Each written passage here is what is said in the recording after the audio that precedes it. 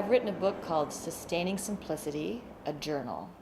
And it's a very personal story about a year in my life, living my version of the simple life.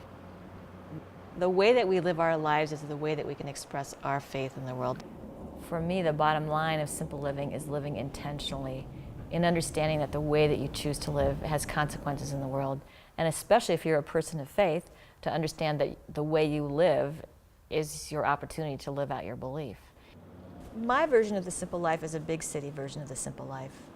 The biggest thing I think that differentiates me from most people is that I don't own a car. And I can live without a car because I live in Chicago. We forget that we can ride bikes. We forget that we can carpool or take a train. I am a writer. There's a lot of paper lying around.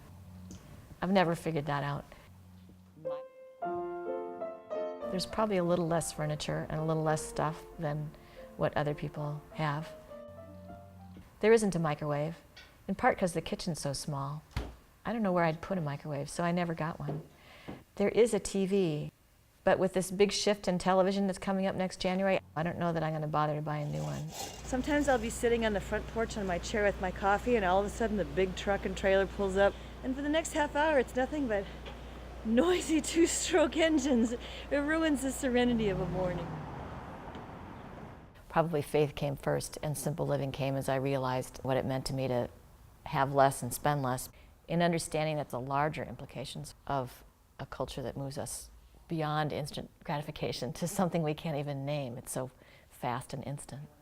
It's a subject that matters a lot to me, and since the book's been published, I've been invited to present at different kinds of church events or educational events. I'm committed to making those presentations because this is a subject I feel strongly about and I want to share. Clothes don't matter to me, so I don't spend a lot on clothing.